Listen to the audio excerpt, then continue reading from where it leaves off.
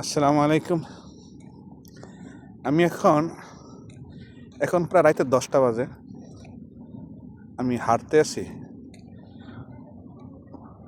আমি যেই রোডে হাঁটি এটার পাশের রাস্তা হইলো আপনার গাড়ির রোড, মানে হাইওয়ে রোড, গাড়ি চলতেছে।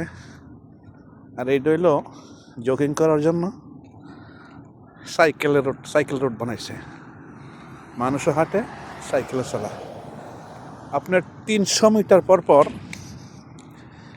মিটার পর জিম করার জন্য জিমের যত যাবতীয় জিনিসপত্র আছে 300 মিটার পর এরকম জিমের জন্য আপনার ব্যবস্থা করা আছে। আপনার এটার কাজ এখনো শেষ হয় নাই, কাজ চলতেছে। এখানে জিমের যত যাবতীয় জিনিস আছে, জিম করলে যা যা লাগে সব কিছু এখানে বসানো হবে। এই মাঝখানে 4টা গাছ লাগাই দিচ্ছে, কৃষ্ণচূড়া গাছ। এইটা হইলো জিম করার জন্য জিমের বসার জায়গা।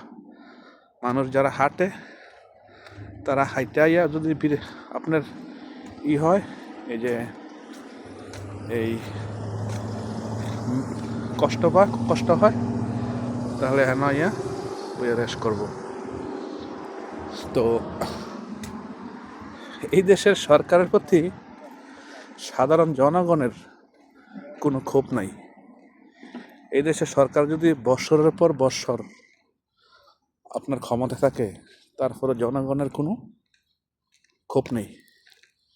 আর আমাদের দেশের সরকার আপনার যদি একবার ক্ষমতা পায়, তাতে কামড় দিয়ে হইলেও ক্ষমতা ছাড়তে চায় না।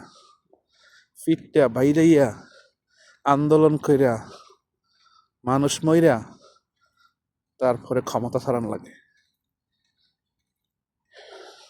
তো এই দেশের মতো কাজ করতো, এই দেশের মতো সাধারণ জনগণের আশা পূরণ করতো।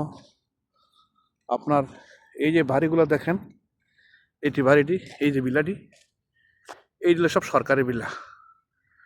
এগুলা সব সরকারি, একটাও নিজের টাকা দিয়ে বানানো হয় নাই। একটা বিলও টাকা দিয়ে বানায় নাই এই বিলাটি। এই সব সরকারি বিলা।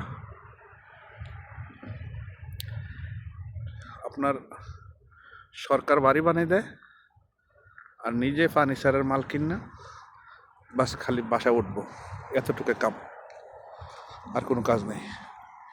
তাহলে সরকারের প্রতি মানুষের ভালোবাসা থাকবো না কেন?